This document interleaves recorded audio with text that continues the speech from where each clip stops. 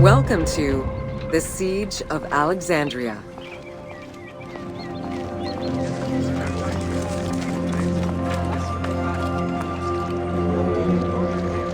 Among the collection of writings attributed to Julius Caesar are his descriptions of the Siege of Alexandria, the Gallic Wars, and the commentaries on the Civil War. These archives contain information on different campaigns, the wars of Alexandria, Africa, and Spain. Each of them recounts Caesar's military activity from 58 BCE to 45 BCE. Though Caesar's documents remain a main source of information, it's important to note that the perspective is limited. It is necessary for other historical documents to be taken into consideration to provide a better understanding of events.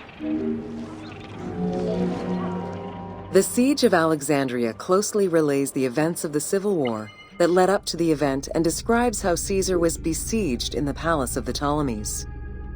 Other ancient authors have left equally valuable and sometimes contradictory information.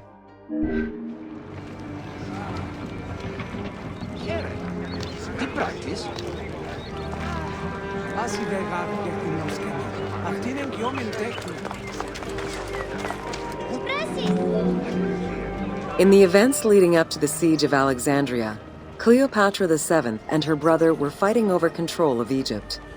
Young King Ptolemy XIII's regent, Pothinus, had firm control over the young pharaoh, and an outmaneuvered Cleopatra soon went into hiding. This set the stage for Pompey's arrival in Alexandria. Having lost his battle against Caesar in 48 BCE, the Roman general turned to his allies, the Egyptians, for safe harbor. But on the advice of Pothinus, Ptolemy XIII had Pompey assassinated in the hopes of earning Caesar's favor. This would turn out to be a most unfortunate decision.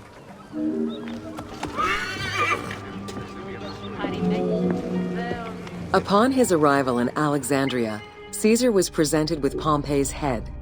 The sight of a Roman murdered by Egyptians did not sit well with him. Caesar made his displeasure clear, ordering the return of Cleopatra and for the siblings to resolve their differences and resume their co-rule of Egypt as per the will of their father. Neither Pothinus nor Ptolemy XIII wished to accede to this demand. While doing his best to aggravate Caesar, Pothinus secretly plotted against the Roman ruler and sent word for Egyptian general Achilles to bring his 20,000 men to fight on his behalf. While Pothinus plotted against Caesar, Cleopatra made a bold move.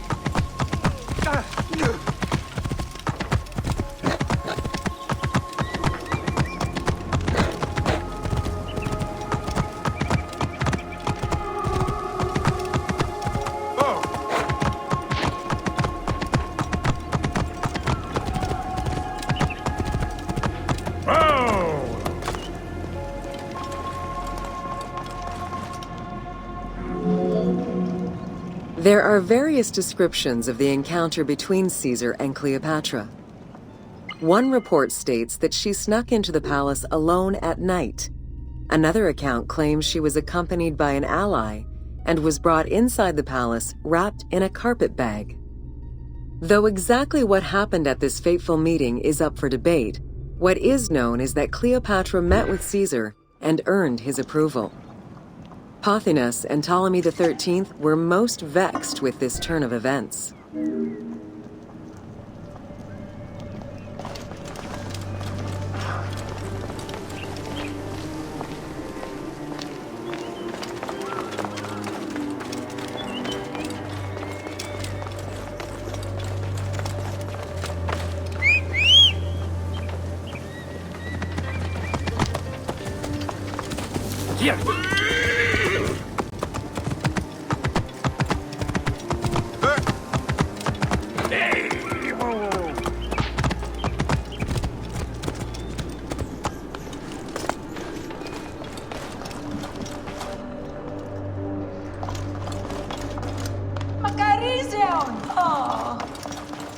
Η αγορά τι εχθές.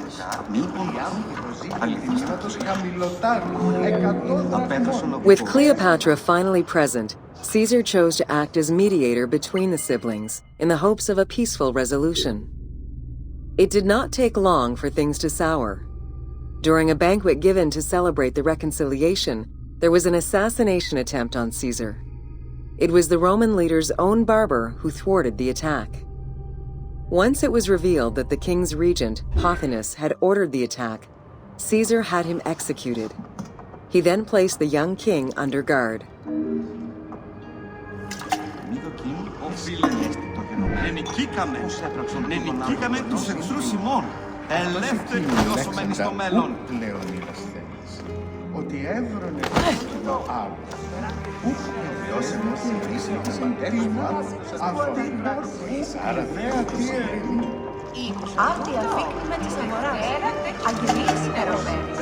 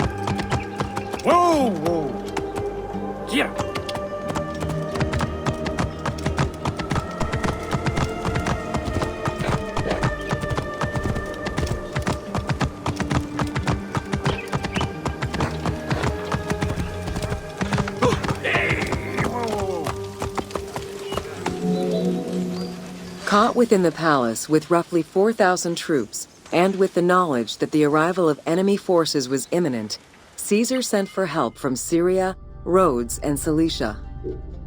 He ordered his men to dig a ditch around the palace and build a wall leading to the harbor. This would ensure Caesar's access to the sea. When Egyptian General Achilles arrived in the city with 20,000 men, the battle for Alexandria began.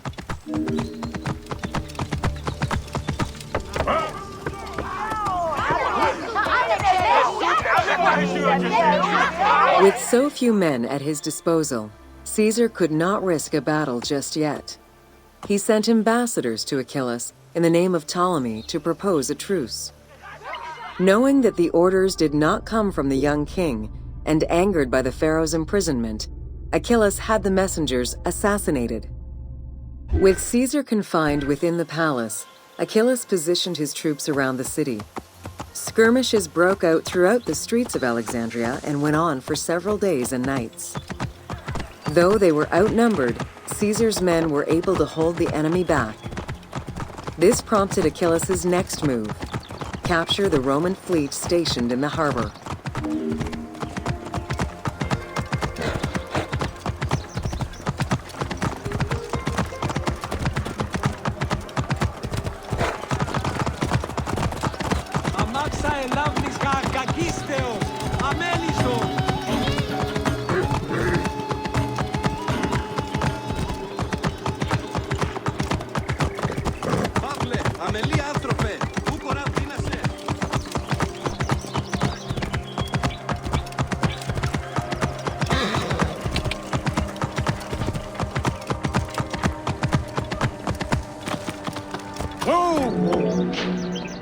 Although the palace offered protection, losing the port meant the end of help and supplies.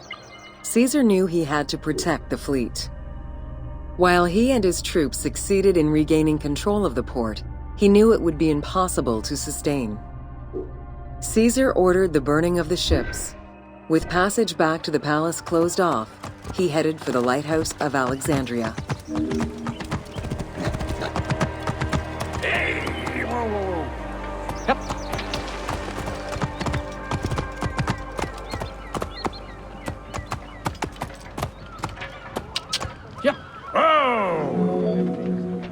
Fighting their way through the Egyptian troops, Caesar and his men eventually reached Pharos Island. There, they took refuge within the lighthouse. With easy access to the open sea, Caesar was able to send messages to his allies requesting reinforcements and more supplies. The island fort also allowed him to control access to the harbor by relying on the chains used by the Egyptians to control ship traffic to and from Alexandria's docks.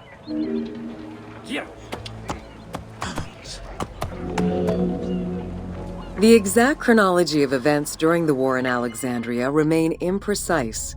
Conflicting accounts raise questions as to when, and even if, the Great Library of Alexandria was burned down at all. One account states that during the fighting, docks and warehouses were burned, and this was the fire that spread to the library. In another account, when Achilles cut off the harbor, Caesar had to leave the safety of the palace to defend his ships.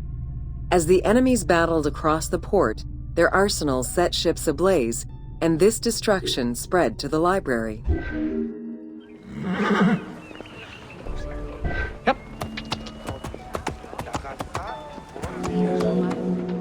In either case, the Great Library was not completely destroyed. Experts point out that its location was too far from the harbor, and much later texts refer to the Great Library as being intact. Warehouses near the harbor contained manuscript copies awaiting export, and it is more likely that these documents were destroyed than the Great Library itself. Yep. Yeah.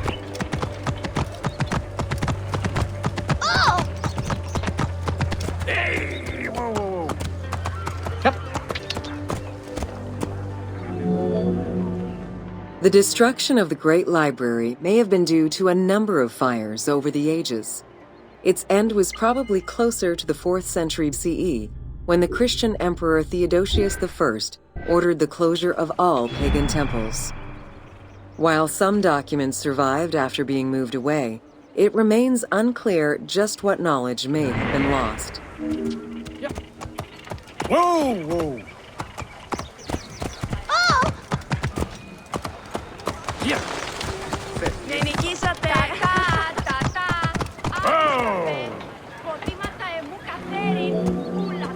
During the time of Ptolemy I, canals had been dug throughout Alexandria to provide fresh water.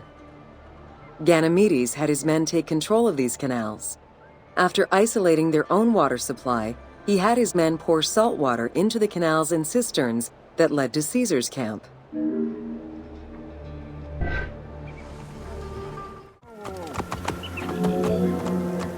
Panic erupted in Caesar's men. They wouldn't last long without fresh water. Recognizing that the porous limestone could help them, Caesar and his men dug wells to restore their water supply. Days later, the 37th Legion, comprised of Pompey's soldiers, arrived by ship. Unable to come ashore due to the winds, Caesar risked going out to meet them on the peninsula, Cape Chersonese. When the enemy learned Caesar's location, they rushed to intercept. Despite an obvious advantage for the Alexandrians, Caesar, with a Rhodian ship full of skillful sailors, emerged victorious.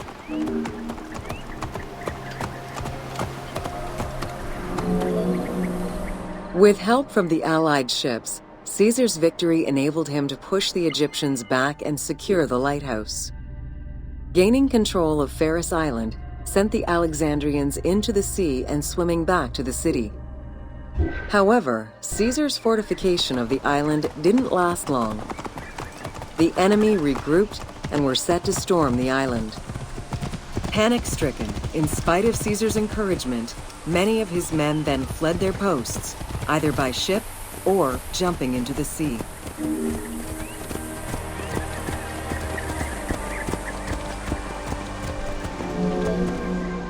Caesar attempted to retreat, but Port Eunostos' harbor was overrun with enemy ships, preventing escape. Reportedly, Caesar gathered his papers and leapt overboard in an attempt to swim to an Allied ship farther out. Historian Cassius Dio claimed that Caesar would have drowned if he hadn't been able to remove his purple garment. Still, he managed to swim the distance and survive. The Alexandrians recovered the cloak and used it as a trophy to commemorate the Roman debacle. Unhappy with Ganymedes and wanting their king restored, the Alexandrians approached Caesar with a compromise. Caesar agreed to release Ptolemy XIII after entreating him to spare the kingdom and remain loyal to Rome. Once freed, however, the king defied the agreement and continued the war.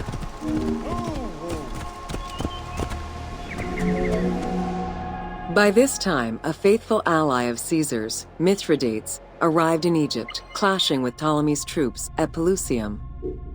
Outnumbering the enemy, Mithridates secured the region between Pelusium and Alexandria.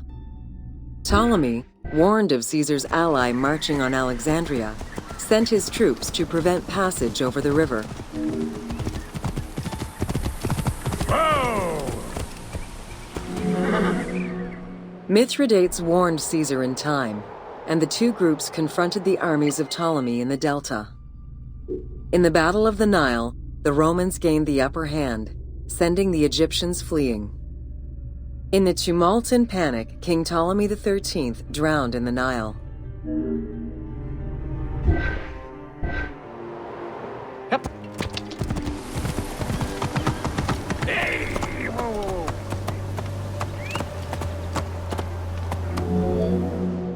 After the siege ended, Cleopatra VII married her younger brother, Ptolemy XIV, enabling her to reign over Egypt until 30 BCE.